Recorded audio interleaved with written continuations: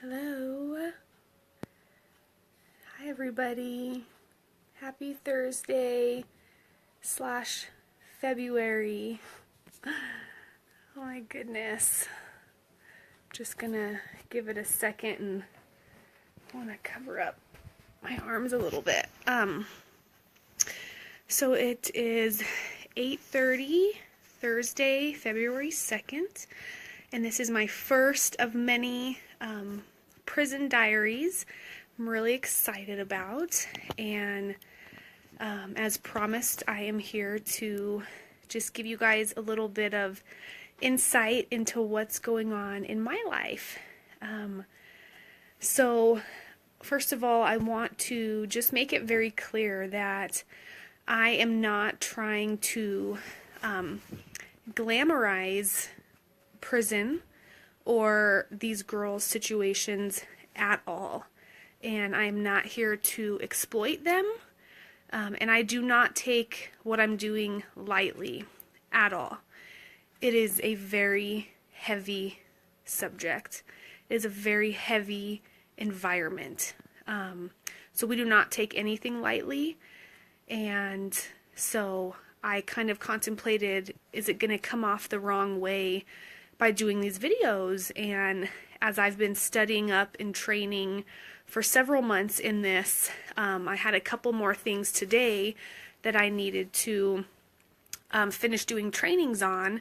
And so here's my, I have piles of paper that I've had to go through, basically safety and sexual harassment trainings, and it's just, we do take it very seriously. And so I was just reading up today and wanting some real discernment about whether or not I should do these videos. And as I was reading one of the papers here, Colorado Department of Human Services, Division of Youth Corrections, and the #1 policy on it says they basically are doing this they offer volunteers the opportunity to come in and work with these students for a couple reasons. It says to increase personal contacts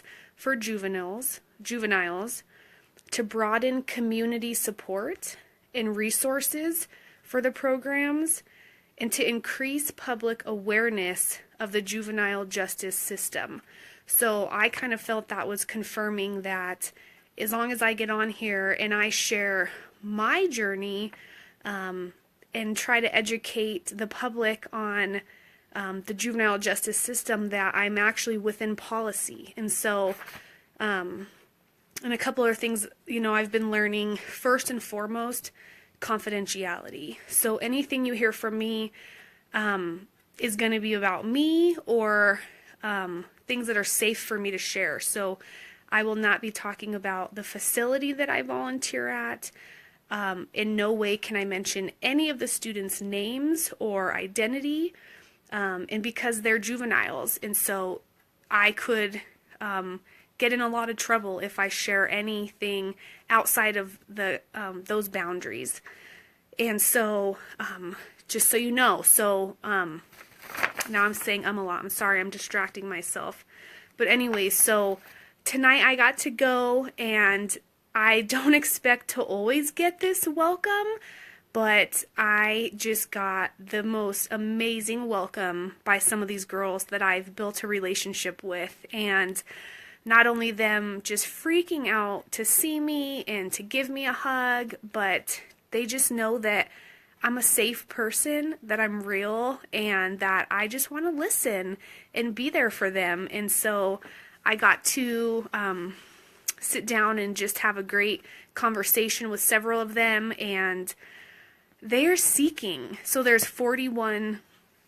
can be up to 41 girls in the facility, but we get about 5 of them who come on a regular basis to Bible study. And obviously some girls, graduate out of the program. Some of them are there for a long time, or there's new girls. So I was able to catch up with some old friends and then meet some new friends today as well. And so we did some music and introduced ourselves, and then we read part of Hosea and got to talk about that book with them. But what I found was really encouraging tonight was how some of them really are genuinely seeking knowing God and just trying to figure out how to have a relationship with Him.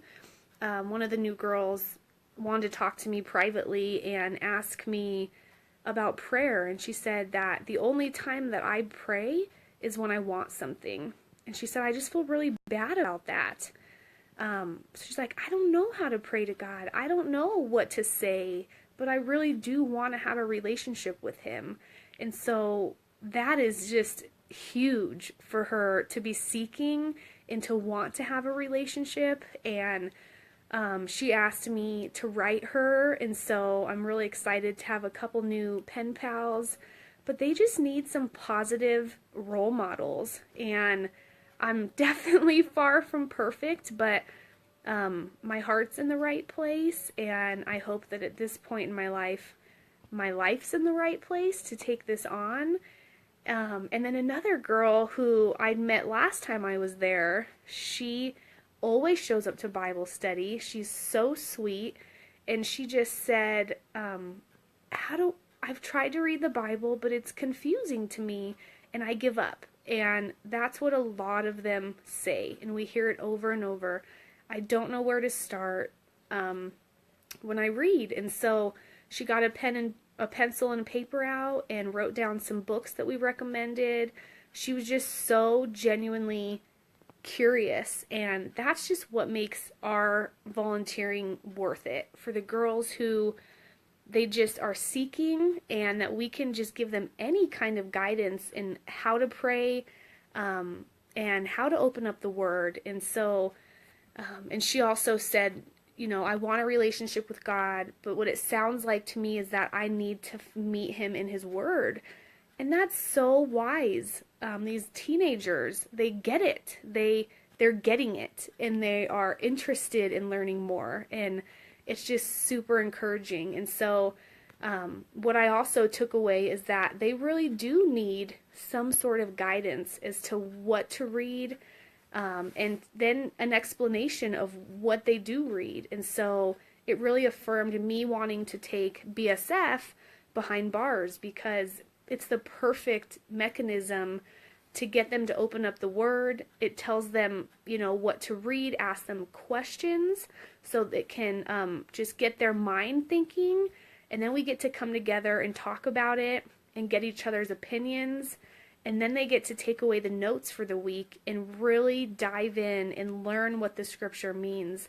And so it just confirmed that dream and that desire to take BSF there, and that there's really a need for it. So I won't keep you guys any longer, but I do just want to say again that I am not trying to glamorize the system or where these girls are at, but I just want to share my journey and ask you to partner with me in praying for them to have a relationship with God, that God will draw them in, and that He will reveal Himself to them so that He is real to them.